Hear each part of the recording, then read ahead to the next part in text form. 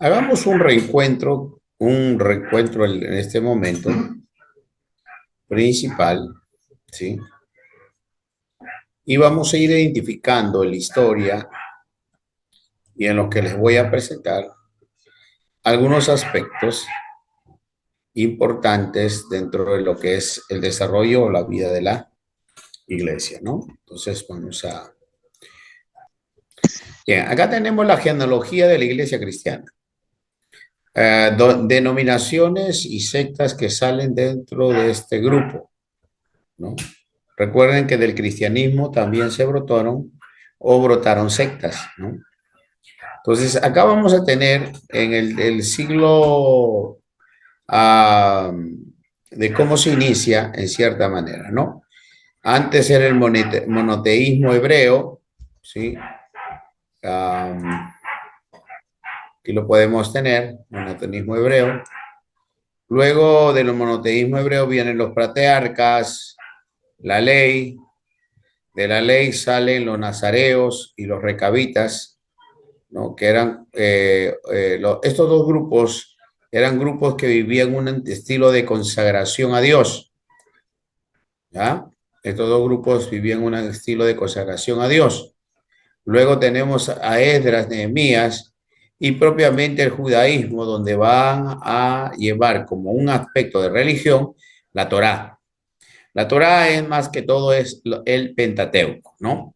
Para ellos era importante la Torá, y como no había templo, porque hubo la época de la destrucción del templo, la deportación a Babilonia y todo, establecieron las sinagogas como centros de reunión en reemplazo al templo o en reemplazo a no estar cerca del templo, ¿no?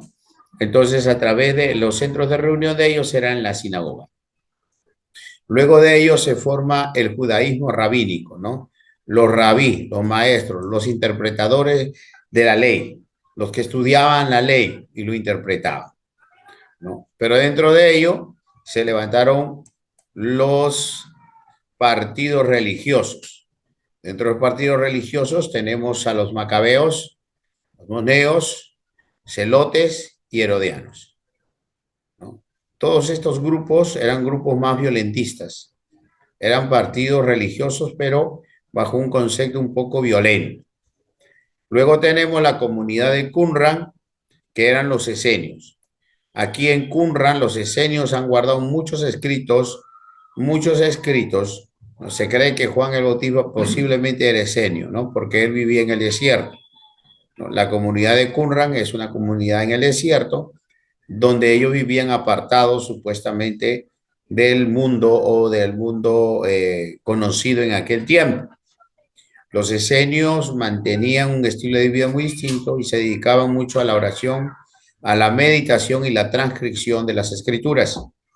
Por eso que en las cuevas de Qumran se han encontrado muchos escritos, ¿no? Antiguos, muchos escritos de Isaías, Jeremías, de los profetas, ¿no? Y partes del Pentateuco de la Torá. Y los samaritanos, que era otro grupo, ¿sí?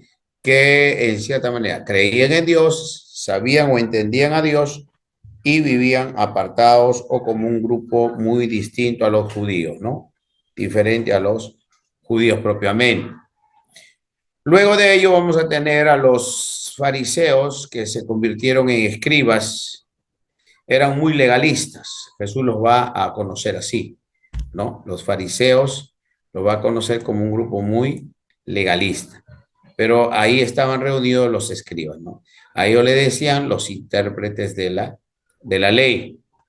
Luego teníamos la casta sacerdotal, que eran los saduceos, ¿no? Quienes componían el Sanedrín. Los saduceos en su gran mayoría componían el Sanedrín, ¿no? Eran muy ritualistas. Mientras que uno eran muy legalistas, los fariseos, los saduceos eran muy ritualistas, ¿no? Muy al rito y apegados a la fiesta, ¿no?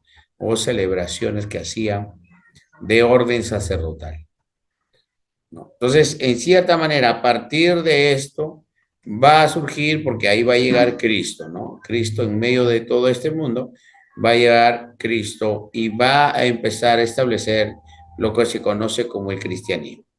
La iglesia primitiva, el ministerio apostólico, los padres apostólicos, Ignacio, Irineo, Papías, Clemente, Policarpo, Agustino Mártir, quienes van en cierta manera a ser los que promueven después de Cristo, después de los apóstoles, ellos como padres apostólicos, conocidos así, por ser discípulos de los apóstoles, ¿no? Que llevaron adelante o empezaron a llevar adelante la vida de la iglesia. ¿No? Empezaron a llevar adelante la vida de la iglesia. Y a partir de ahí es como surge todo lo que ya ustedes deben haber estudiado en referencia a la historia del cristianismo. Ahora, toca este aspecto porque vamos a ver un ratito antes de ingresar y vamos a correr un poquito, ¿sí? Para ver los precursores y todos ellos. Vamos a darnos cuenta de algo muy esencial, ¿no? Y que es importante verlo. Ya se había dado la reforma y había prerreformadores. Una forma de la figura de la prerreforma. Vamos a encontrar a John Wycliffe entre los periodos del siglo XIII, a Juan o John Hus, a los que llamaron luego los seguidores de Hus husitas, Savonarola, ¿no? Savonarola, que era una persona que también promovió mucho el cambio en el aspecto de la iglesia, eso ya lo hemos visto, y luego empiezan a aparecer Iscinglio, Calvino, Tyndale, Tyndale formó lo que es la iglesia de Inglaterra, ¿no? Dio inicio junto al rey Enrique VIII, la iglesia de Inglaterra. Luego tenemos a Calvino, Booker, a Melanchthon, a Lutero, a Knox y a Beza, quienes van a ser en cierta manera los iniciadores con más fuerza a todo lo que es la reforma, ¿no? Entonces, la reforma fue una de las épocas más extraordinarias de la historia de la iglesia, ¿no?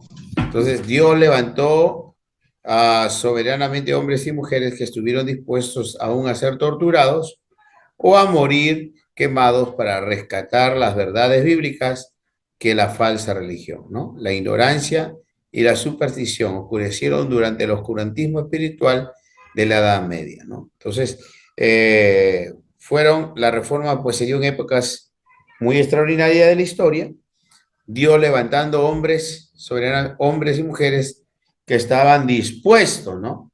Que estuvieron dispuestos a ser inclusive torturados o a morir para poder llevar adelante, ¿no? Llevar adelante la vida de la iglesia, ¿no? Adelante la vida de la iglesia. Así es que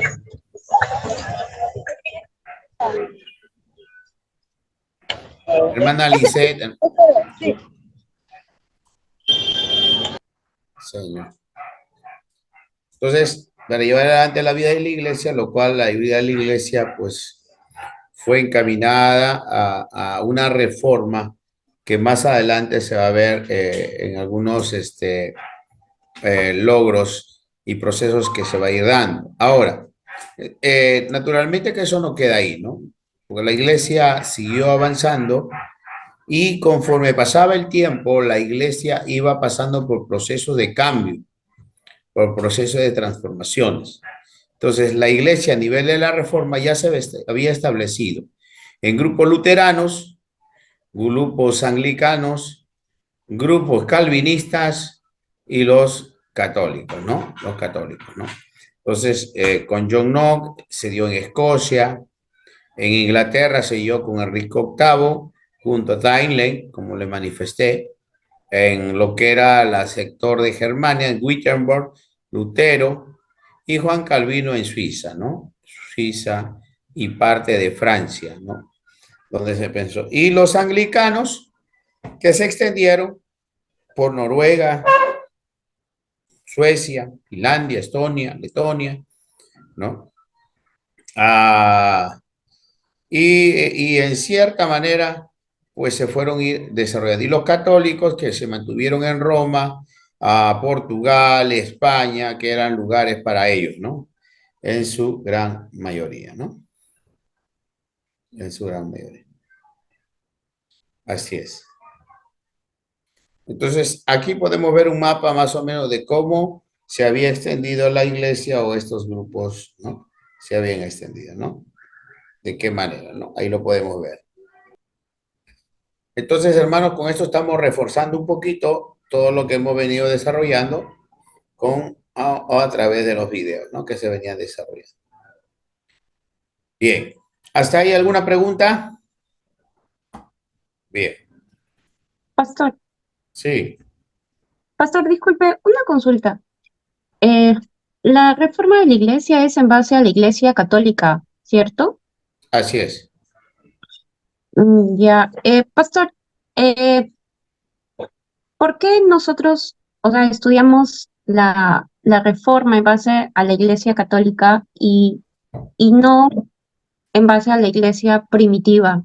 O sea, el camino de la iglesia primitiva hasta ahora. Bueno, eso es lo que se ha hecho. Si te das cuenta, hace un momento acabo de presentar de dónde nace el cristianismo. Ujú. Sí, claro, en el Entonces, mapa. ya, entonces cuando nosotros vemos el cristianismo es uno solo, que se encamina. Por eso que cuando ustedes han estudiado historia del cristianismo uno, se deben de dar cuenta, y si no lo han llevado, pues entonces ahí está el problema. La iglesia Ok. cristiana surge a través de Cristo y a través de la formación de la iglesia primitiva. Luego de la iglesia primitiva dirigida por los apóstoles, vienen los padres apostólicos, a los que yo ya les he mencionado, ¿no? Ujú. Policarpo, Irineo, todos ellos discípulos de los apóstoles. Ellos llevaron adelante la vida de la iglesia, sino que en el proceso la iglesia fue perdiendo la mística de ser iglesia y empezó a relacionarse más con el Estado. Antes la iglesia era perseguida, quemados, metidos a los coliseos para que los leones se los coman. Era una iglesia muy perseguida, pero a la vez ferviente y mantenían su fe y su esperanza. Pero conforme pasaron los años, la iglesia empezó a tener acercamiento con el Estado de Roma hasta que cuando llegó el emperador Constantino, a quien se cree que fue que uno de los que estableció propiamente la iglesia cristiana como la iglesia reconocida del Estado romano. Aunque eso es una historia muy interesante, porque ahí lo que hicieron es que la iglesia era promovida por el Estado, pero la iglesia caía en un cisma, ¿no? Y eso es lo que se vio. La iglesia en sí Ujú. cayó en un cisma hasta que la iglesia hasta que la iglesia determinó pues separarse, empezaron a separarse, porque muchos no estaban de acuerdo con muchas doctrinas que la iglesia misma se había estado poniendo, ¿no? Como la adoración a imágenes, las imágenes en el templo, a las indulgencias, el haber constituido un papa como si fuera el vicario de Cristo, el único que puede perdonar pecados y llevar a la gente al reino de los cielos. Entonces, todo ello afectó y es por eso que se da la reforma. Ya, pastor, sí, muchas gracias, ya lo entendí. Ajá. Es por ello que se da la reforma. O sea, que nosotros estamos siguiendo un estudio desde la iglesia o desde la formación de la iglesia cristiana primitiva, ¿no? Ujú. Así es. Entonces, en Europa del siglo XVI comenzaron a surgir, a expandirse las ideas que promovían la reforma de la Iglesia Católica, ¿no? Entonces, así el luteranismo se enraizó pronto en el norte de Alemania y en los países escandinavos, ¿no? La doctrina de Calvino desde Suiza se extendió a Francia y los Países Bajos y llegó hasta Escocia a través de John Knox. En Inglaterra surgió la iglesia anglicana bajo el reinado de Enrique VIII. Entonces, si nosotros podemos ver, aquí está toda esta parte del norte, se volvió protestante, menos España, Portugal, donde quedaba todavía católicos, ¿no? Roma, parte todavía aquí de Francia, ¿no? Algunos países ahí. ¿No? Entonces, eso es en cierta manera lo que se empezó a dar o se empezó a vivir, ¿no? Bien. Ahora, para seguir, vamos a ver, dentro de los grupos que habíamos visto, los anglicanos, si se acuerdan, ¿qué grupo vimos la clase pasada? A ver quién se acuerda. Vimos acerca del anglicanismo y los anabaptistas. Ujú. Los anglicanos y los anabatistas. ¿Sí? También vimos un poco el aspecto de Calvino, de John Knox, ¿verdad? De Suiza, ¿no? Ujú. De la Sí. iglesia en Suiza. Muy bien. Ahora vamos a ver dos grupos el día de hoy, ¿no? Por un lado, los pietistas y por otro lado, los puritanos. ¿Sí? Estar atentos siempre para poder tener algunas anotaciones. No se olviden, por favor. Eso es muy importante, ¿ya? El pietismo alemán comenzó entre los luteranos alemanes en el siglo XVII.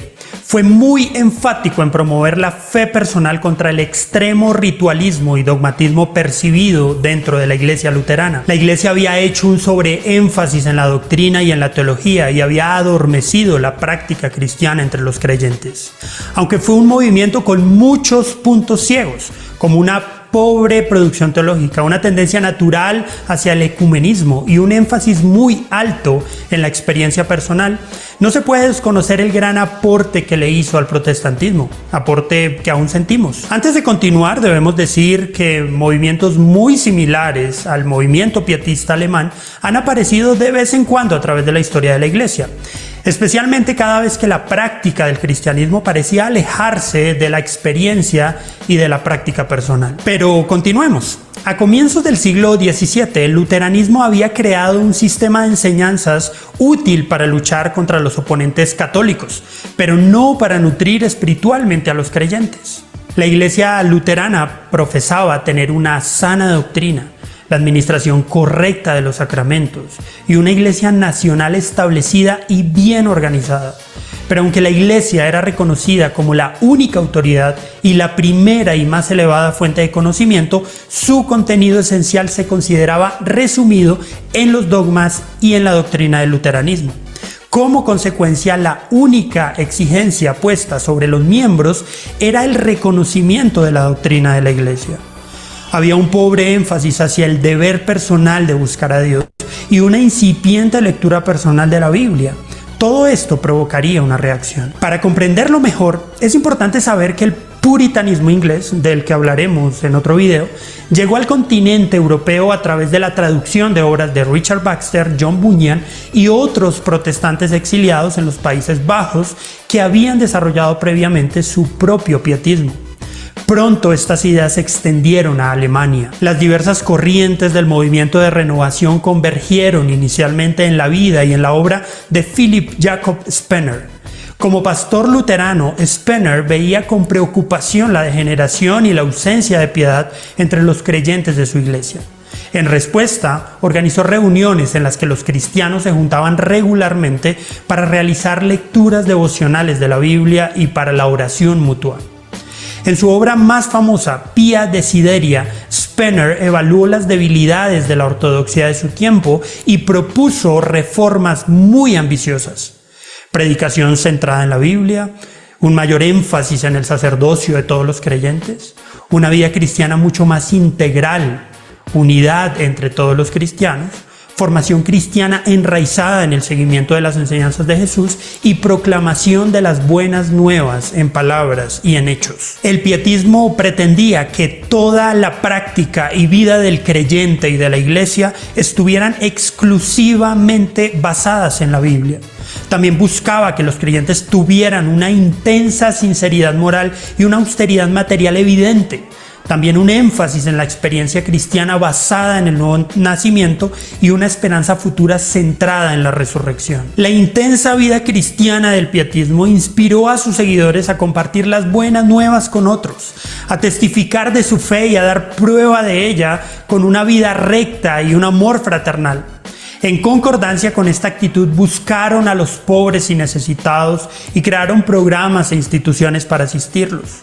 La labor social fue el punto de partida para las misiones de evangelización al exterior. Desde Spener, el liderazgo del pietismo alemán finalmente pasó a August Hermann Frege, de la Universidad de Halle.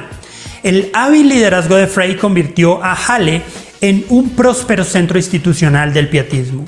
Además de una intensa labor social y educativa, Halle suplió los misioneros que fueron a la India, fundó el primer periódico misionero alemán, recaudó dinero para propósitos misioneros y dirigió a la Alemania protestante a impulsar las misiones antes de que la gran mayoría del mundo protestante se preocupara por ello. Otro alumno de Halle, Nicolas Ludwig von Zinzendorf, fundó la iglesia de Moravia entre los refugiados moravos en su propiedad en Sajonia. Los esfuerzos de Zinzendorf proporcionaron al pietismo su mayor influencia directa fuera de Alemania. Bajo la dirección de Zinzendorf, la labor misionera se centró en la predicación exclusiva del Evangelio de Cristo y no del dogma. John Wesley, el fundador del metodismo, tuvo un encuentro de fe trascendental precisamente entre los misioneros moravos, que eran pietistas, y que lo guiaron hacia una experiencia de conversión. A la postre, Wesley incorporó elementos pietistas como el énfasis en la gracia salvadora y una experiencia necesaria de conversión en su movimiento. Personalmente, y probablemente influenciado por el pietismo, guió a sus seguidores a buscar el más alto sentido de moralidad y a vivir vidas austeras. Es posible que encontremos en el pietismo respuestas contra el excesivo énfasis de de otros y para la insistencia de muchos en retener su posición más que en promover el bien común, pero por sobre todo en comprender la importancia de la relación personal con Dios, en la lectura de la Biblia, en el seguimiento a las verdades del Evangelio y en la entrega a vidas santas. Es ingenuo creer que la frialdad espiritual es solo cuestión de nuestro tiempo, pero es inteligente saber que Dios siempre levantará siervos que enciendan de nuevo la luz de su palabra.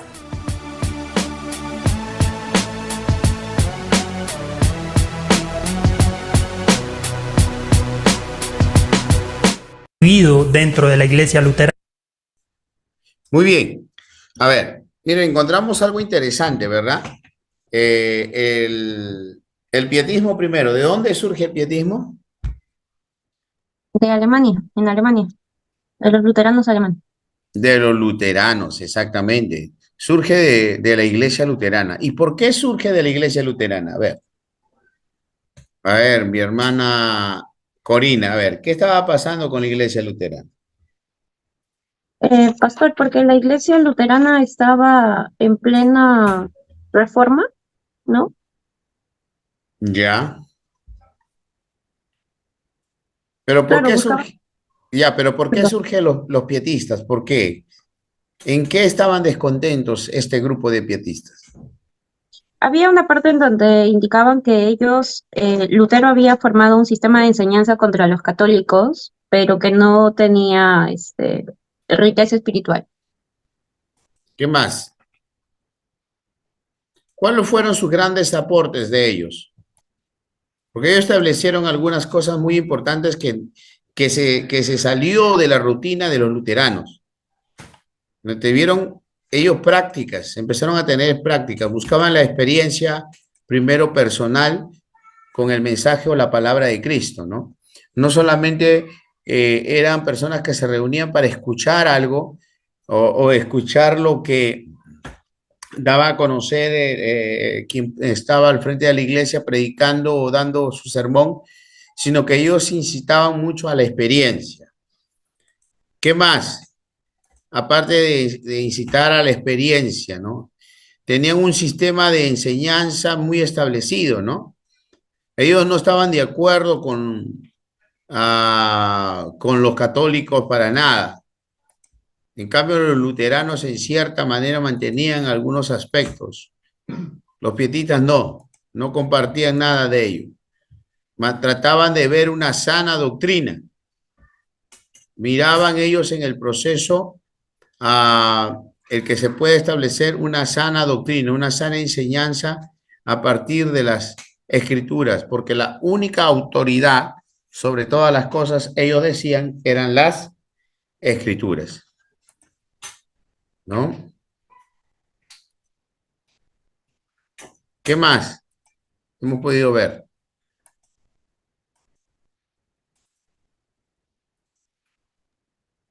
Habían mencionado, pastor, en una parte de la austeridad material. Ujú. Eso, pastor, a qué se refiere sobre todo austeridad material? Es que ellos no querían tener muchas riquezas, no les preocupaba tanto lo material, sino más lo espiritual. Y lo que tenían dentro de lo material solamente era para poder vivir, ¿no? Lo que puedan ellos llevar adelante es vivir tranquilamente, ¿no? Por eso que cuando Philip Jacobo Spener habla o sale a relucir en el pietismo, aparte de incentivar mucho el estudio de las escrituras, también va a hablar de una vida austera, ¿no? O sea, una vida donde no les importaba mucho las riquezas, obtener muchos bienes. Lo que a ellos más les importaba era dar testimonio, de reconocer que las escrituras es la única norma de vida, y tratar de vivir la experiencia con Dios, también de llevar adelante y testificar y dar a conocer el mensaje de Cristo, ¿no? Aspectos importantes, ¿no?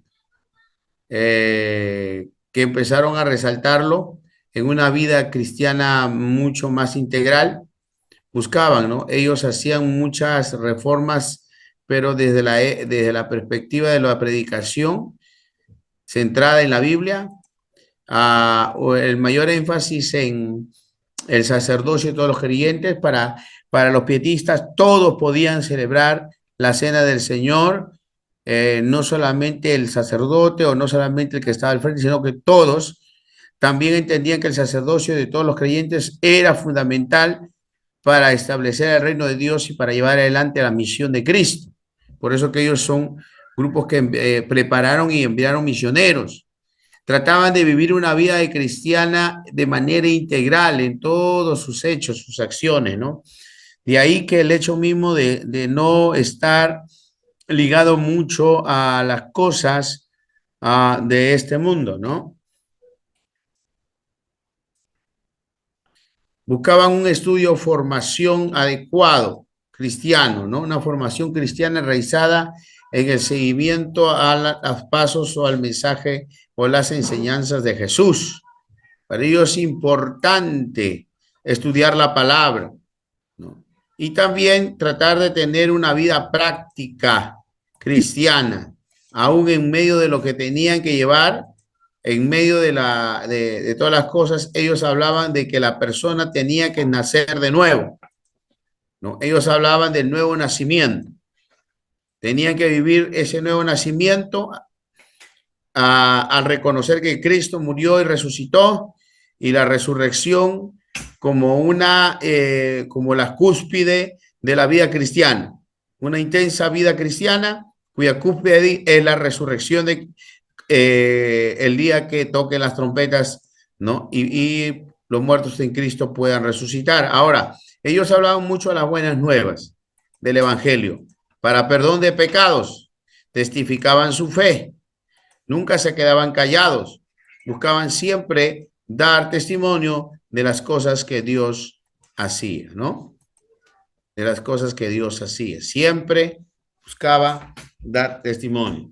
A través de los pietistas se forma el primer periódico misionero, ¿no? Se da a conocer. Recuerden que ya ahí la imprenta había avanzado bastante, así es que se da a conocer, se dan a conocer a través del primer periódico misionero que llegaba con informaciones del avance del cristianismo, sobre todo del cristianismo reformador, ¿no? Así es. Y ahí vamos a encontrar otros hombres que van a ser resaltantes y que más adelante. Entonces, si nos damos cuenta, anunciaban y predicaban las buenas nuevas, buscaban que testifiquen de Dios, que den testimonio de su fe y todo. creía en el sacerdocio universal y que todos podían participar de la cena del Señor, todos podían disfrutar de lo que Dios ha dado. Eso era importante. Todos podían ministrar la oración o ministrar la sanidad por los enfermos. Entonces, si nos damos cuenta, hay algunos elementos que más adelante nosotros como Iglesia de Dios hemos cogido como principios doctrinales y los celebramos, ¿no? ¿Algún comentario? Pastor, y a la actualidad, ¿los pietistas todavía siguen o se han convertido en otro grupo? ¿O qué ha sucedido con los Bueno, pietistas? se cree que hay pietistas todavía, ¿no? Pero que se han ido mezclando también, ¿no? Con otro grupo que vamos a ver hoy día. Ya, pues. Y que sí influenciaron también en ese estilo de vida en algunos grupos que vamos a tener hasta el día de hoy, ¿no? Con raíces pietistas y que hasta el día de hoy se mantienen a ciertos principios doctrinales, ¿no? Pastor, buenas noches. Una consulta. Por ejemplo, acá el pietismo, ellos igual esperan el rapto del Señor, ¿verdad? La resurrección, sí. Sí, ¿no, pastor? Ellos hablan de la resurrección, sí. Así es. Ya, pastor. Bien, otro grupo que ha influenciado mucho dentro de ello, después de los pietistas, sí, vamos a ver al grupo de los puritanos. ¿Sí? Vamos a ver el grupo de los puritanos. Atento, por favor. El puritanismo fue un movimiento de reforma dentro del naciente anglicanismo inglés a fines del siglo XVI y cuya influencia se ha extendido hasta nuestros días. Se han escrito cientos de libros que tratan de comprender este movimiento que influyó en personajes tan importantes como Charles Spurgeon o Martin Lloyd-Jones. Pero, ¿cuál es la raíz del puritanismo? Para comprender el origen de este movimiento tenemos que irnos hasta las confusiones amorosas del rey Enrique VIII, de quien tenemos un video que dejaremos en la descripción. En 1534 fue promulgada en Inglaterra un acta de supremacía, convirtiendo al rey en cabeza suprema de la Iglesia de Inglaterra. Con la anulación de su matrimonio con Catalina de Aragón, el rey Enrique VIII y el Parlamento separaron la Iglesia de Inglaterra de Roma en 1536. En 1547, Eduardo VI, hijo de Enrique VIII, se convirtió en rey, lo que permitió un avance rápido del protestantismo en el país. María Tudor, hija de Enrique VIII y Catalina de Aragón, quien era católica, se convirtió en reina en 1553, luego de la muerte temprana de Eduardo VI. María restauró el catolicismo e intensificó la persecución a los protestantes. Muchos protestantes fueron asesinados y cientos huyeron al continente, donde absorbieron los principios doctrinales de los reformadores europeos. Elizabeth I, otra hija de Enrique VIII, ascendió al trono en 1558, estableciendo el Acuerdo Isabelino, que trataba de mediar entre la influencia católica y el protestantismo. Pero un incidente muy particular sucedió. Entre 1567 y 1568 se produjo una controversia sobre las vestimentas de los clérigos. El motivo de la polémica era si los predicadores tenían que usar los trajes clericales católicos. Esta controversia marcó una creciente impaciencia entre ciertos sectores que argumentaban que la Iglesia de Inglaterra estaba siendo reformada a medias. Estas críticas venían principalmente de grupos calvinistas ingleses, fuertemente influenciados por la reforma en Suiza, que fueron denominados puritanos, ya que querían purificar a la Iglesia de Inglaterra de las influencias católicas. Pero el trato que les dio el establecimiento fue muy hostil. Así que al negarles la oportunidad de reformar la iglesia establecida, el puritanismo recurrió a la predicación, los panfletos y a su importante influencia en los centros educativos como Cambridge u Oxford. Mientras tanto, Elizabeth I murió en 1603 sin dejar heredero y se designó como sucesor a Jacobo I, hijo de María de Estuardo, que ya gobernaba en Escocia. Cuando el rey fue coronado, los puritanos, a causa de la presunta formación protestante del rey, tuvieron esperanzas.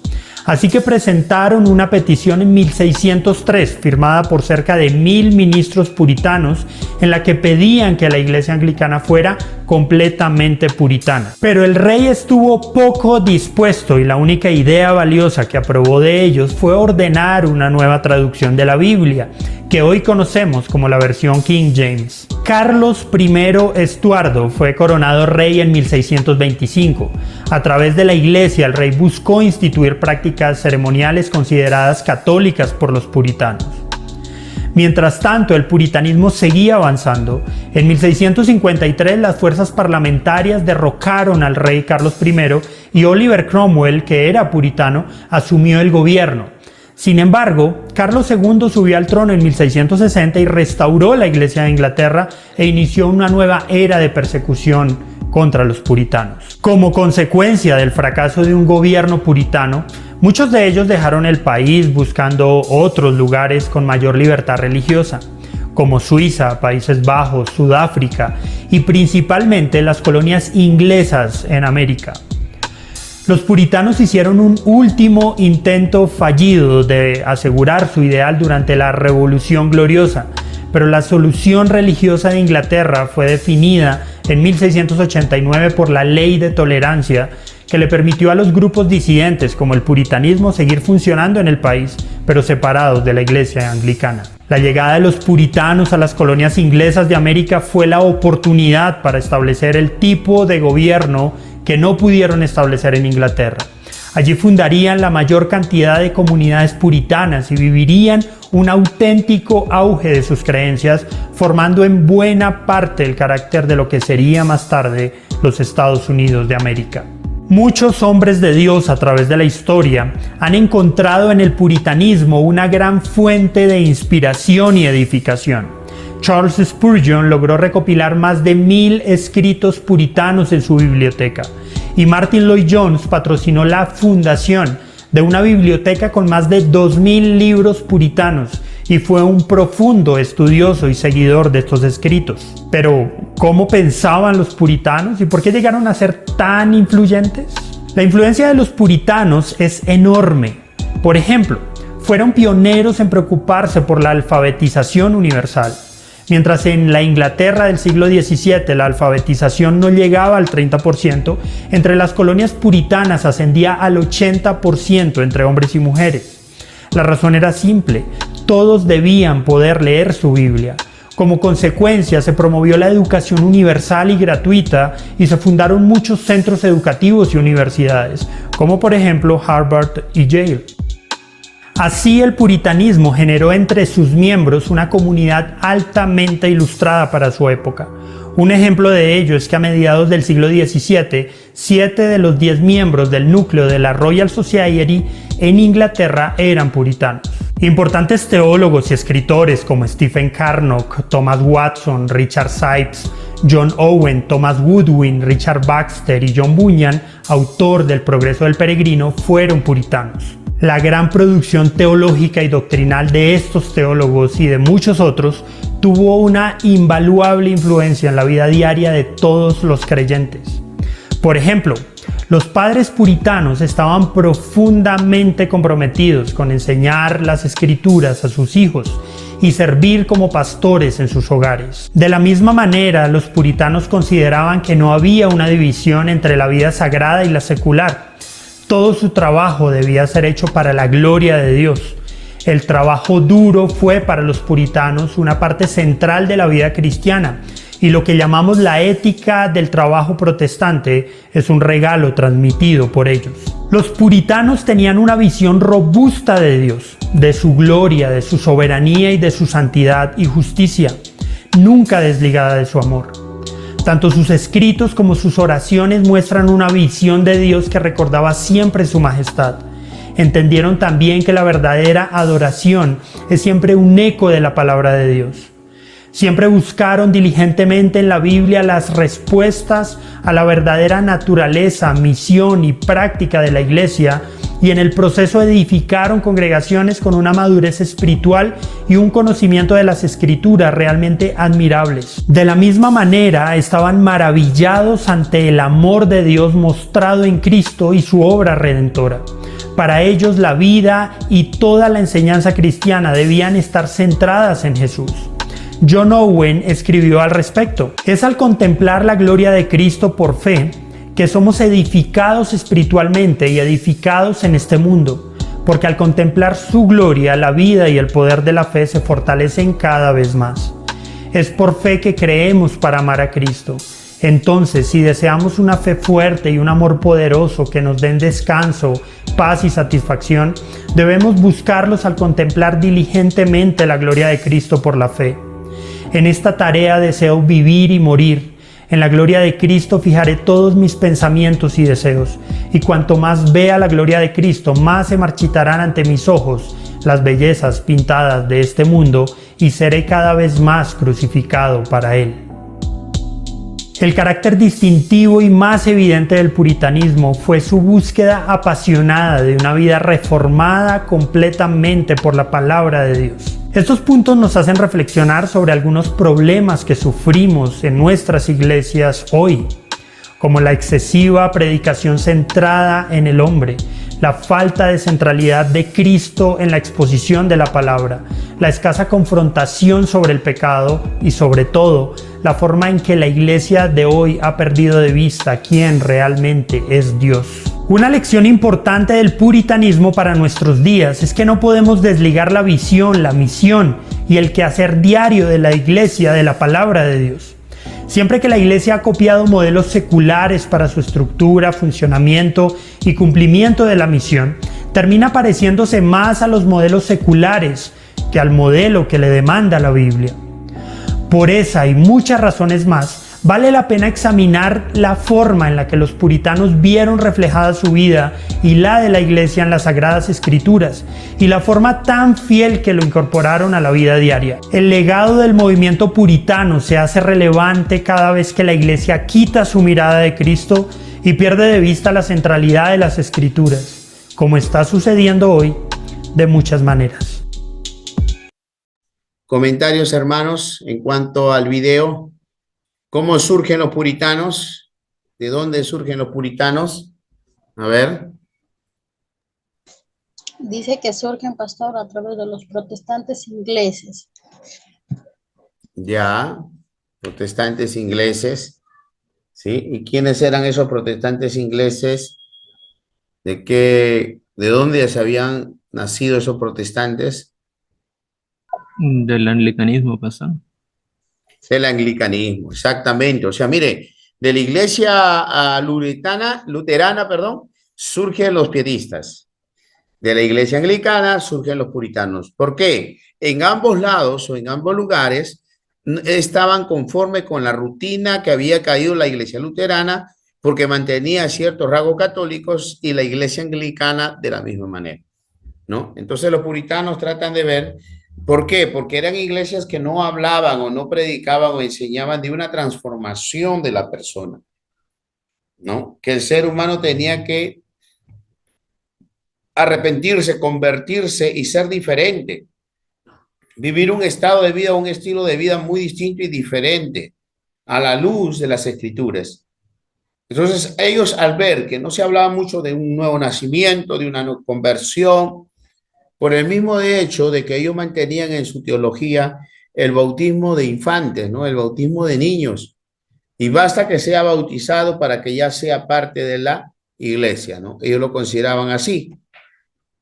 Pero tanto los pietistas como los puritanos van a ver que la iglesia luterana no reformaba esos aspectos, ni la iglesia anglicana tampoco.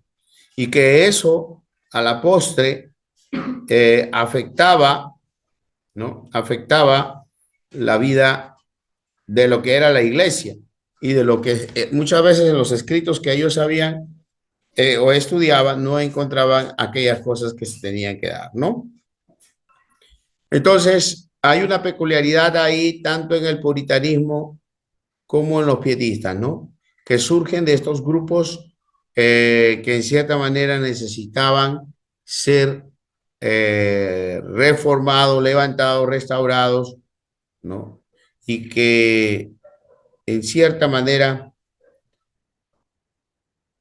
estos grupos habían perdido lo que tanto los puritanos y los pietistas empezaron a reclamar y exigir, y a la postre terminaron desligándose de los anglicanos, en este caso los puritanos y los pietistas, ¿no? De los luteranos. Pastor, Sí. tanto como en los luteranos, como surgieron los pietistas, como los anglicanos, surgieron los puritanos, ¿cierto? Eh, ¿Ellos surgieron como un grupo nuevo o surgió como una respuesta de ellos mismos? ¿No hubo una división entre ellos o cómo fue que sucedió?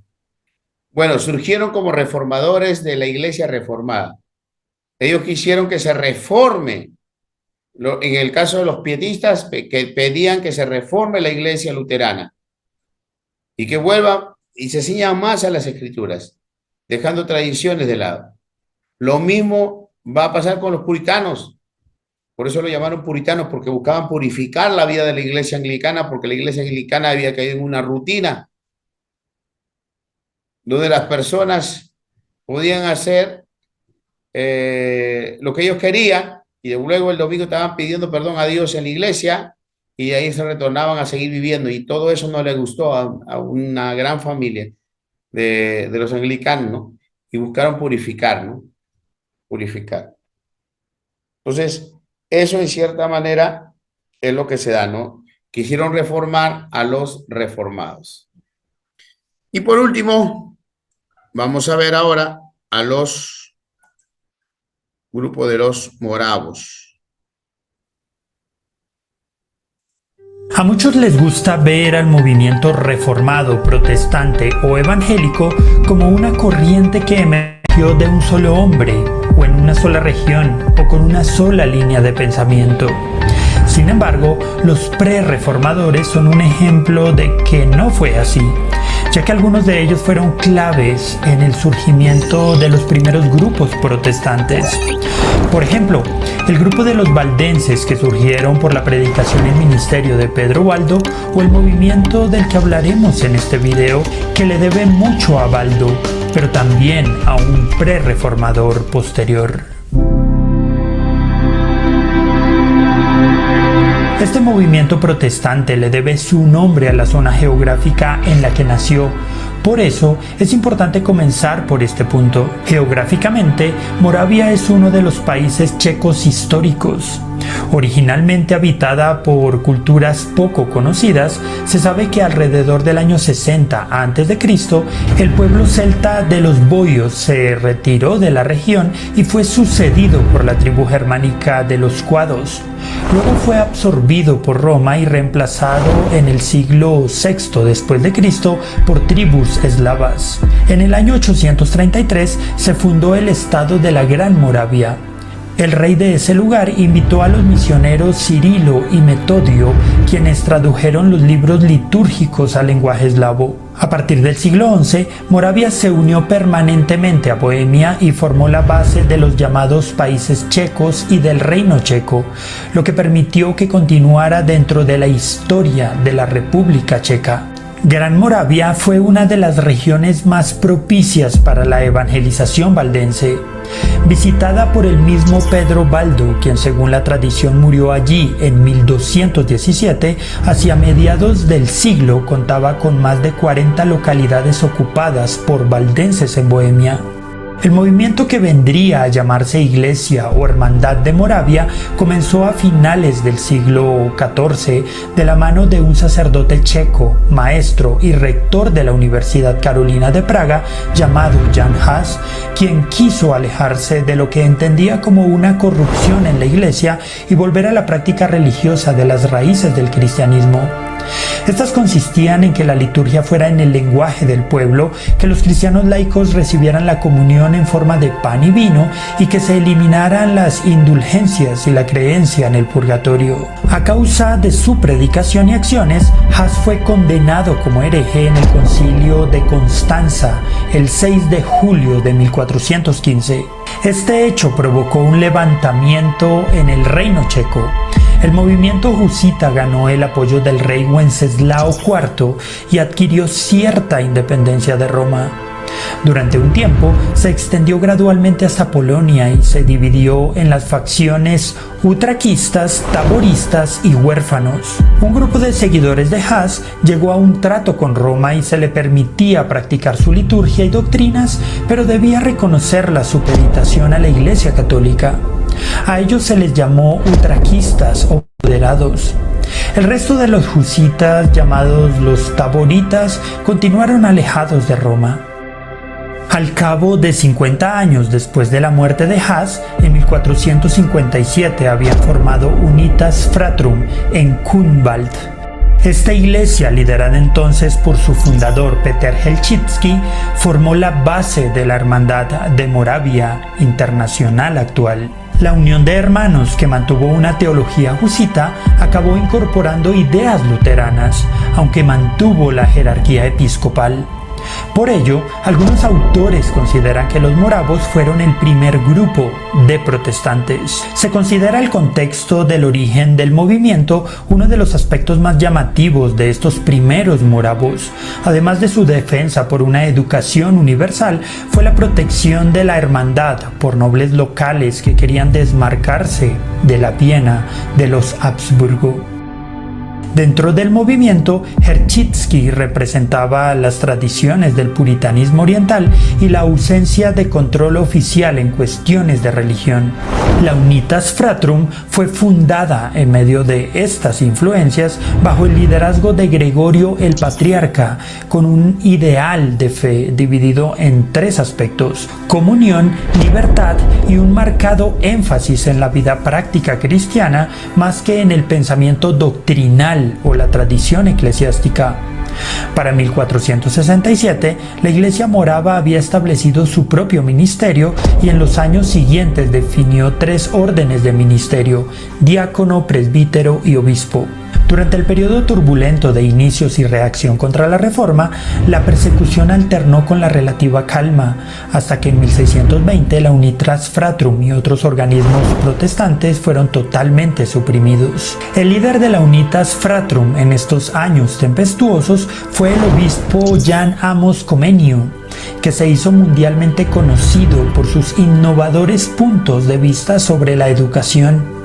Vivió la mayor parte de su vida en el exilio en Inglaterra y Holanda, donde murió.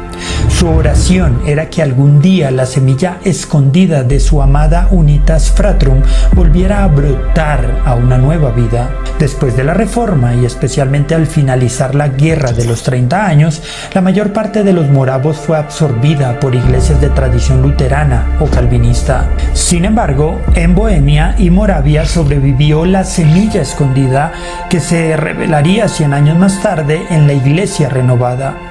Entre 1722 y 1727, algunas familias de Moravia que habían mantenido las tradiciones de la antigua Unitas Fratrum se refugiaron en Sajonia, Alemania. En 1722, el conde Nicolás Ludwig von Zinzendorf acogió en una finca de la Alta Alsacia, en la actual frontera germano-polaca, a un grupo de protestantes perseguidos de Moravia. Cerca de la localidad de Bettelsdorf fundaron la comunidad de Herrnhut o Hermandad de Moravia. Otras personas de opiniones divergentes también encontraron allí un lugar de libertad religiosa. El 13 de agosto de 1727 se registra lo que se consideró un movimiento del Espíritu Santo y con ello una decisiva experiencia de unidad. De este suceso surgió un afán de proyección misionera sorprendente que comenzó entre los esclavos de la isla de Santo Tomás en las islas occidentales en 1732. Con la misma motivación, esta hermandad también llevó su mensaje a América, especialmente a Surinam, donde había muchas haciendas con esclavos africanos.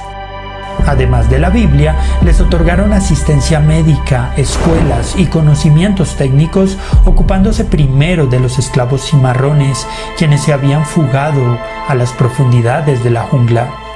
Actualmente existen 67 congregaciones de la hermandad en Surinam. Durante este tiempo, la espiritualidad morava fue esencialmente misionera, pues se manifestó en un activismo sacrificial por la conversión de los paganos, creciente en su entusiasmo por el Cordero Inmolado como tipo revelado y sombra a través de las páginas de las Escrituras. La espiritualidad del conde Zinzendorf influenció a los moravos en una religión de corazón cálido que persistió en oración de día y noche y fue manifestada en un fervor misionero sin par. La piedad morava es a veces vista como extremista, y aunque Zinzendorf no haya apoyado intencionalmente prácticas excesivas, su personalidad excéntrica atrajo seguidores que explotarían la singularidad de su piedad. Los moravos llegaron por primera vez a Norteamérica durante el periodo colonial. En 1735 formaban parte de la empresa filantrópica del general Oglethorpe en Georgia.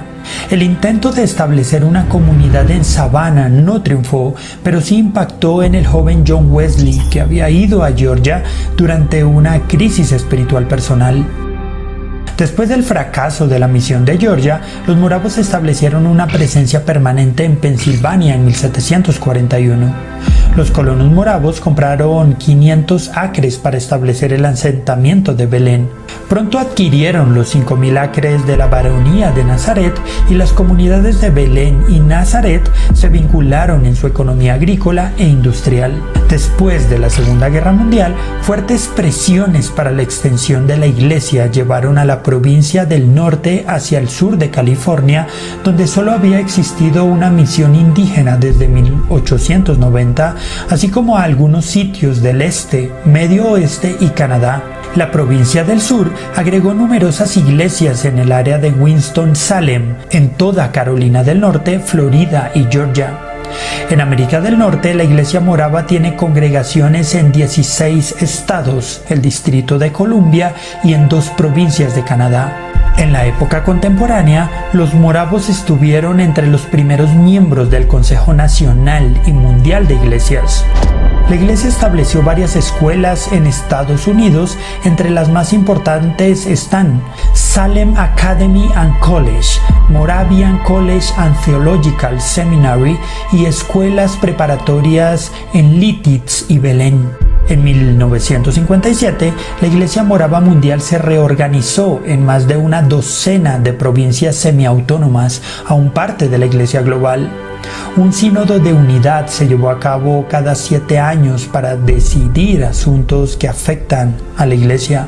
En la actualidad, los moravos son una congregación internacional con iglesias en América del Norte, Centro y Sur, el Caribe, África y Europa, y ministerios especializados en Palestina e India.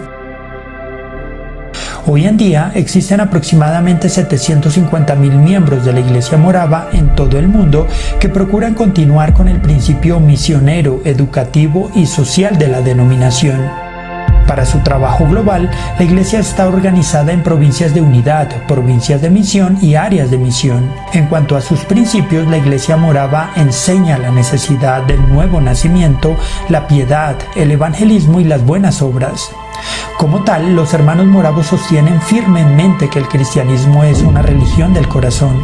Enfatizan la grandeza de Cristo y sostienen que la Biblia es la fuente de todas las verdades de la fe. Pero ante todo, la Iglesia morava debe ser considerada protestante, ya que acepta, entre otros, documentos históricos como los credos apostólico, niceno y atanasiano, los primeros 21 artículos de la Confesión de Augsburgo, el Catecismo Menor de Martín Lutero, los 39 artículos de la Iglesia de Inglaterra y el Catecismo de Heidelberg.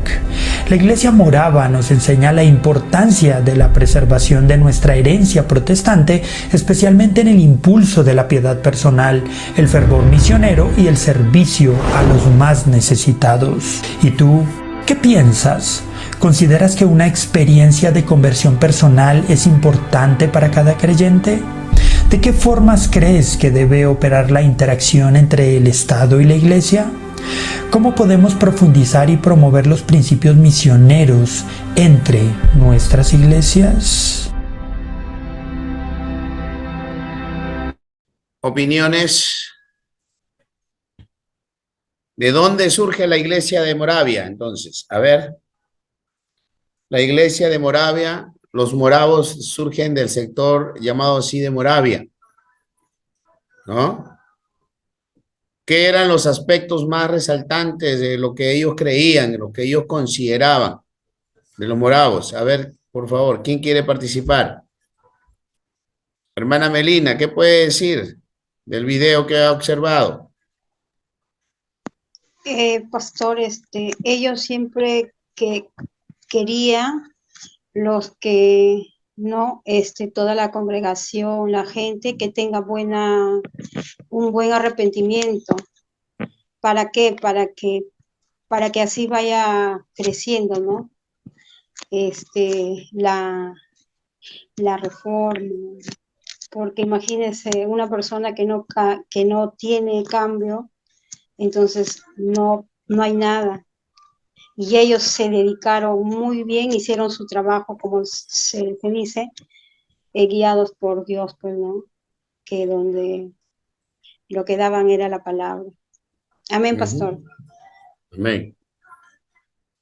Es interesante darnos cuenta de que hay elementos de los moravos que hasta el día de hoy, por ejemplo, nosotros como iglesia pentecostal lo tenemos.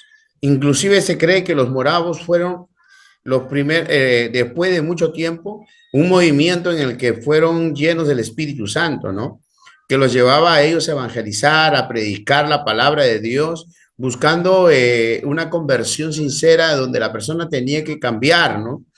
Entonces, en cierta manera, se cree que los moravos tuvieron esa experiencia con el Espíritu Santo, ¿no? Y es una iglesia, como la que venimos hablando, es una iglesia que en cierta manera ha crecido en diferentes países también del mundo, ¿no? Bien, ¿algún otro comentario, alguna pregunta? Hermano José, Sí, pastor. ¿alguna opinión de lo que acabamos de ver? Sobre todo, ¿cómo se puede relacionar algunos aspectos de la iglesia morava y que hoy como iglesia nosotros practicamos también? Lo que yo pude notar, pastor, en el video es que ellos tenían así como, a ver, ¿cómo se le puede decir? Labor evangelística, es decir, hacer misiones. Ujú. Y yo considero que esa es una práctica que nosotros hasta ahora la hacemos, ¿no? Es para que nuestra iglesia, digamos, hasta el tiempo ahora siga, permanezca e incluso crezca, tiene que ver mucho con la labor misionera. Amén. Así es, así es. Pastor, Sí, mi hermana Corina. pastor, también no sé, creo, ahí dice que por Hans Hus, creo que este hombre dice que hace volver a- al pueblo a la raíz del cristianismo, no sé en qué manera, pero también dice que también trató o eliminó el que ellos creían en el purgatorio. Eso era, pastor. Creo que Claro, hablaron. es que muchos de ellos de Bohemia, sobre todo, eran seguidores de Juan Hus, ¿no? Y que por años y por décadas siempre ha tenido sus discípulos y sus seguidores, a lo que Lutero les va a conocer como los husitas, ¿no? Los husitas eran un grupo que eran discípulos netamente de Juan Hus, ¿no? Los husitas. Así es. Y él estaba en contra de todas las prácticas cerradas que tenía la Iglesia Católica y que no estaban estipuladas en la palabra de Dios, ¿no? Bien, hermanos, lo que van a hacer como tarea, escriban por favor. Sí, voy a presentarlo con el mapa, con la pizarra. Van a hacer un cuadro comparativo, ¿sí? Van a hacer un cuadro comparativo de lo que creen, ¿sí? Por ejemplo, un cuadro comparativo, pietistas, ¿no? Los puritanos, más o menos así, ¿no? Y los moravos. ¿Ya? Van a hacer ese cuadro comparativo para poner elementos o puntos doctrinales. Y un cuadrito así, ¿sí? Y ponen acá aspectos doctrinales. Me gustaría que puedan hacerlo. Amén. Amén, hermanos. Amén, ¿Sí me pastor. entienden? Pastor. Entonces, en cada uno de ellos, por ejemplo, los pietistas creen en el nuevo nacimiento, le escriben ahí, ¿no? Los puritanos creen en el nuevo nacimiento, no. Y los moravos, entonces eso, de esa manera van armando ese cuadro comparativo, que va a ser muy esencial. Lo capturan o lo envían a mi WhatsApp personal con sus nombres respectivos. Amén, Amén, pastor. pastor. Bien, hermanos. Con eso estaríamos concluyendo el día de hoy. ¿Sí? Estaríamos concluyendo el día de hoy nuestra clase, ¿sí? Y nos estaríamos reencontrando el día miércoles. Amén. Amén, pastor. Amén. Sí, pastor.